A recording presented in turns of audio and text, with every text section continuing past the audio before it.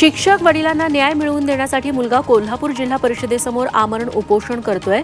राधानगरी तालुक्यातील तुरंबे गावचे पांडुरंग भारमल यांनी अटींची पूर्तता करूनही शिक्षक म्हणून त्यांना सेवेत घेतलं नाही।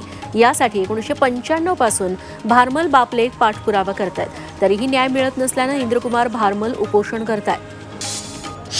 शेतकरी लॉंग मार्च शिष्टमंडळाची सरकारसोबतची बैठक निष्फळ ठरली आहे। जिल्हाधिकारी कार्यालयाच्या मुख्य प्रवेशद्वाराजवळ आंदोलक एकवटले आणि त्यांनी जोरदार घोषणाबाजी केली। आमच्या मागण्या मान्य करा, नाहीतर खुर्च्या खाली करा अशा घोषणा देण्यात आल्या। आंदोलनाचा आजचा तिसरा दिवस आहे।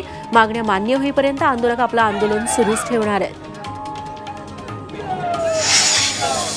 सोलापूर जिल्ह्यातील 25 साखर कारखान्यांचे FRPचे 413 कोटी रुपये थकीत आहेत। त्यामुळे स्वाभिमानी शेतकरी संघटनेनं लवकरात लवकर FRP देण्याची मागणी केली आहे। तसंच जळालेल्या ऊसालाही FRP प्रमाणात दर देण्याची मागणी करण्यात आली। अमृत नोनी आर्थो प्लस ये एक प्रूवन फॉर्मूला है। इसमें मौजूद नोनी फल के गुण और आयुर्वेदिक जड़ी बूटियां शरीर को जरूरी पोषक तत्व देने के साथ साथ हड्डियों और जोड़ों के घिसने, उनमें होने वाले सूजन और दर्द को रोकने में मदद करता है। दर्द मुक्त जीवन के लिए अमृत नोनी आर्थो प्लस। मागण्या मान्य न झाल्यास 2 मार्च पासून आंदोलनाचा इशारा स्वाभिमानी शेतकरी संघटनेनं दिला।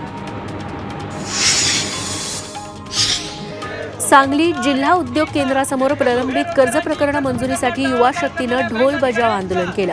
जिल्ह्यात यावर्षी 1500हून अधिक बेरोजगार तरुणांनी उद्योग कर्जासाठी प्रस्ताव दिले, मात्र आतापर्यंत फक्त 245 कर्ज प्रकरणं बँकांकडून मंजूर करण्यात आली आहेत। त्यामुळे 11 फेब्रुवारीपासून बँकांसमोर आंदोलन करण्याचा इशारा देण्यात आला।